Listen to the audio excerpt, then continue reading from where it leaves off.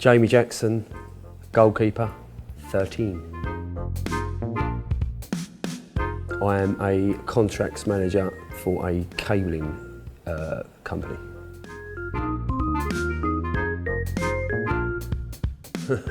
Deep. Witty, quite dry,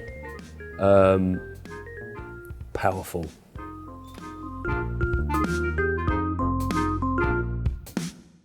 West Ham.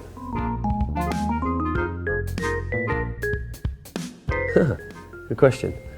Old school, very old school. Neville Southall. Not a great looking lump of lard, but a very, very good goalkeeper. Industrious, done a job, but yeah, not everyone's cup of tea. Neville Southall. Yeah, and a few of the old school goalkeepers, really. The ones that didn't conform to formula.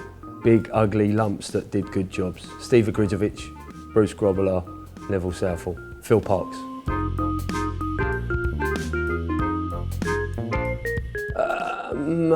Probably the penalty save against Biggleswade. Obviously, I've only played, I mean, it was my third game, and try to put a stamp on the game, and the penalty obviously worked out well for me. I had a decent game, to be fair, although I was robbed of the Man of the Match award, but we won't go into that.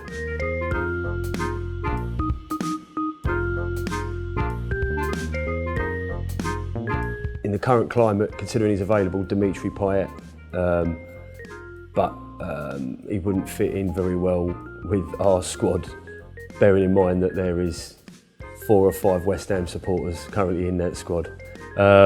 Him aside, I don't know. Hazard, maybe.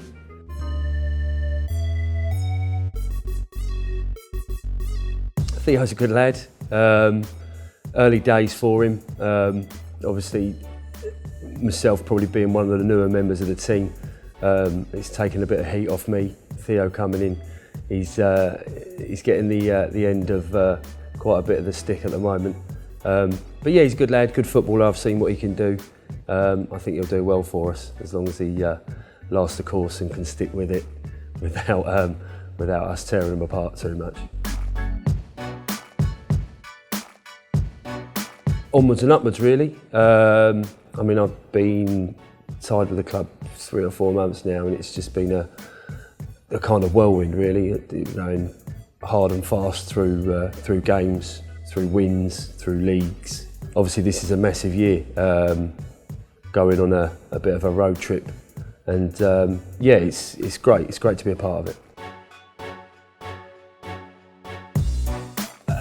For me personally, I really enjoy the camaraderie. I've played a lot of football at a lot of different levels, and it's great to be part of something that's new, that's fresh. Everyone's kind of come together in the last year. As I say, I mean, I was one of the last to join, and we're all still kind of gelling. We're all still kind of coming together, and it's good to be a part of it. It's fun.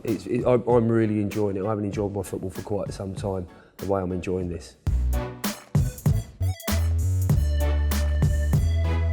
In 2005, I was playing for a small local club. I say small, it's a semi-pro club, but we started off in the FA Cup qualifying prelims.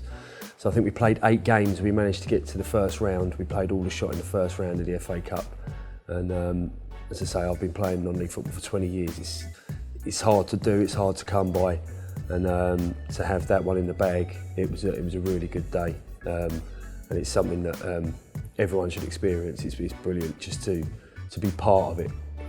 That's where the FA Cup still has plenty of fans at the lower leagues. That's where it means the most. Ronaldo, because of his hair.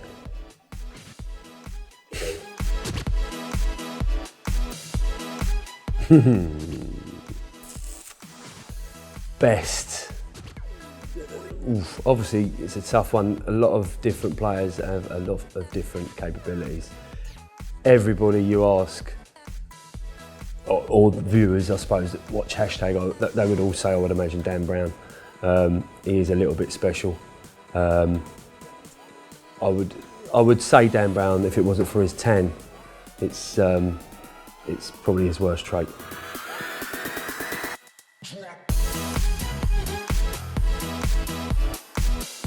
Since I've been here, I could probably say 3 or 4 that go under the radar that do very good jobs. I think Spence is underrated, to be fair. I think he gets a lot of flack, and he does well. He goes about his business, he's industrious. Mr. Manji, obviously, but he gets his accolades. He's got enough Instagram followers to say that he's not an unsung hero. But yeah, there's a couple. The boys that don't get much game time. Wes Tance is another one, comes in, does a great job. But yeah, there's more than one. There's definitely more than one in this side, which kind of makes this side what it is.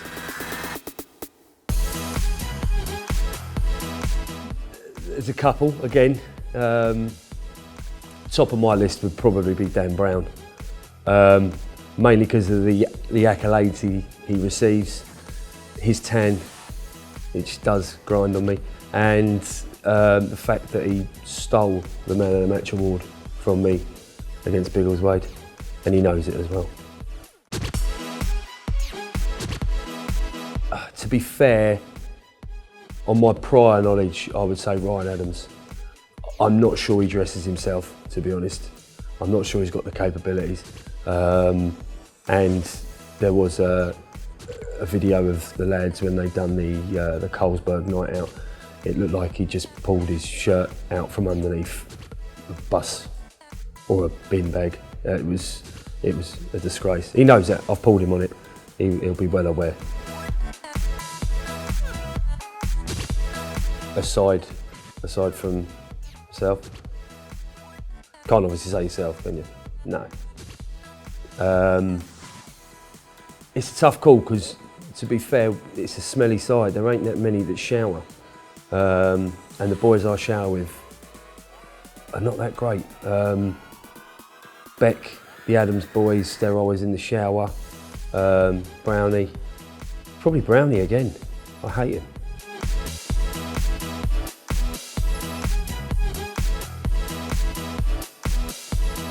Purely similar reason to the reason I dislike Dan Brown. I like to go on holiday. I like to get a nice bit of colour.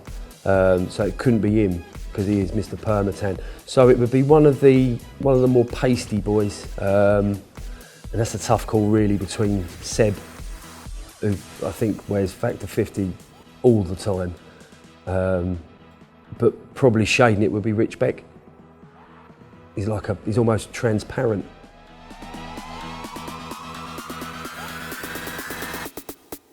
I think probably Seb.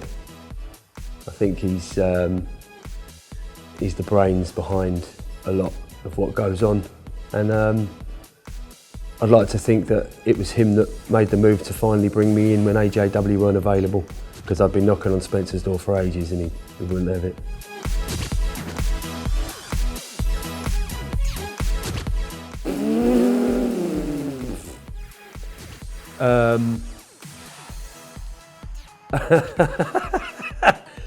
Henry VIII. That's evil.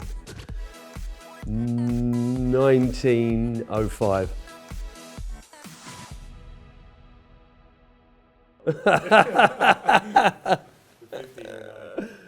Knew it.